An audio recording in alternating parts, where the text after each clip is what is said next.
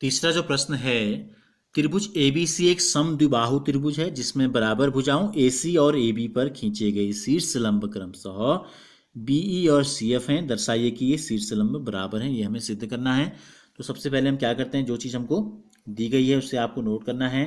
हमको दिया है इस आकृति में क्या, देखो त्रिभुज एबीसी हमको दिया है, ठीक है, जिसमें क्या है, देखो ये समद्विबाहु त्रिभुज है और दो भुजाएं बराबर हैं। कौन सी हैं? ए बी और ए सी दोनों बराबर हैं।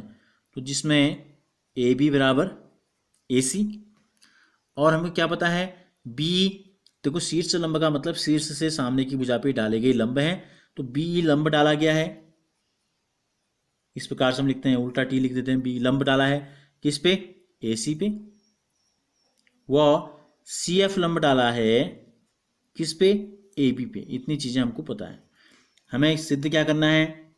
हमें सिद्ध करना है कि ये दोनों शीर्ष लंब जो हैं आपस में बराबर हैं, यानी कि एक शीर्ष लंब हमने कहा बी से डाला है बी और दूसरा सी से डाला है सी एफ। हमें सिद्ध करना है कि ये दोनों शीर्ष लंब क्या होंगे? बराबर होंगे। तो हम इसको हल करते हैं। देखो हम क्या करते हैं, अब चित्र को ध्यान से देखो। हमें सिद्ध करना है इन दो भुजाओं को। तो ये दो भुजाएं किन त्रिभुज में आती हैं, आप उसको ध्यान से देखिए। देखो बी, नीचे को अगर देखें तो बी सी में आ रही है, और ऊपर को अगर देखें तो ए बी ई में आ रही है। दूसरी ए एफ सी में आ रही है भुजा एफ सी।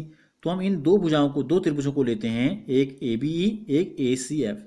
क्या फायदा होगा? देखो एक भुजा कॉमन आ जाएगी, और ये लंब का मतलब ये है कि दोनों तरफ को, इस तरफ को हमने लंब दिखाया है चित्र में, तो इधर को भी लंब है, दोनों 90 अंश के कोण हैं।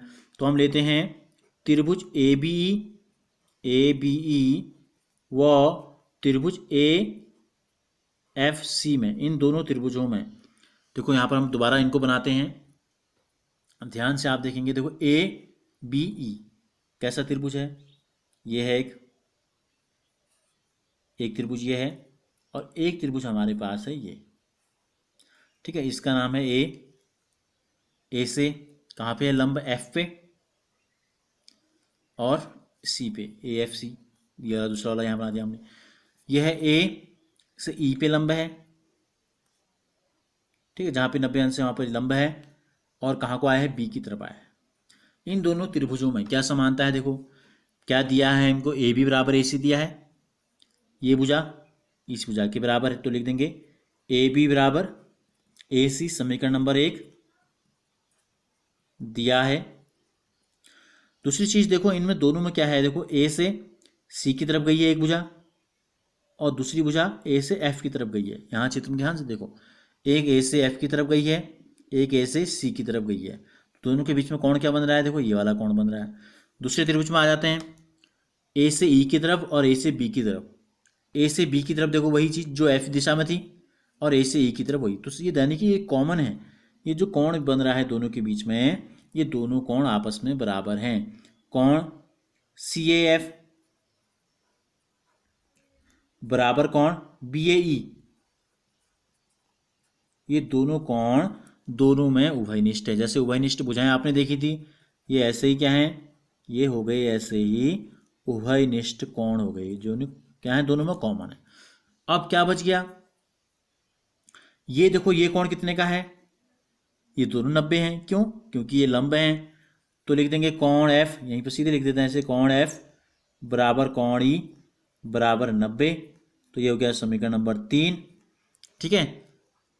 लिख देंगे दिया है, लिख देंगे ये भी हमें क्या दिया है? लंब है, हमको दिया गया है। तो अब देखो ध्यान से इस समीकरण को देखो, क्या होगी? एक भुजा और दो कोण बराबर होंगे। ये दो कोण और इनके बीच की भुजा नहीं है ना, कोई तीसरी भुजा है, ठीक है। तो हम इसमें लिख देंगे दो कोण और एक भुजा वाला हम नियम लगा देंगे। इसलिए त्रिभुज ए बी सर्वांग सम हो गया त्रिभुज ए एफ सी के।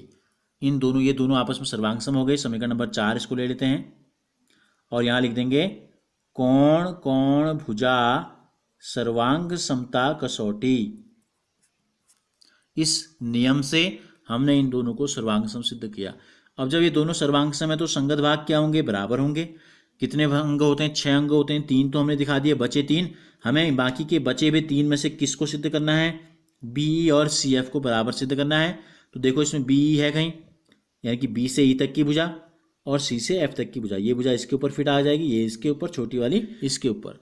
तो लिख देंगे इसलिए बी ई बराबर सी एफ, समीकरण नंबर 5, कोष्टक में लिख देंगे सी पी सी टी, यानी कि यही हमें क्या करना था, ये हो गया सर्वांग समत्रिभुजों के संगत भाग और यही हमको सिद्ध करना था। तो ये हमने लिख दिया, सिद्ध हो गया, प्रूव्ड हमने लिख दिया।